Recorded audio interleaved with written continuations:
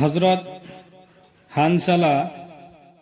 উসাইদি রাদিয়াল্লাহু তাআলা আনহু হইতে বর্ণিত আছে যে রাসূলুল্লাহ সাল্লাল্লাহু আলাইহি ওয়াসাল্লাম ইরশাদ করিয়াছেন,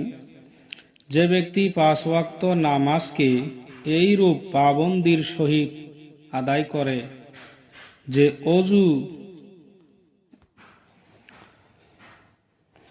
অজু ও সময়ের ইহতিমাম করে,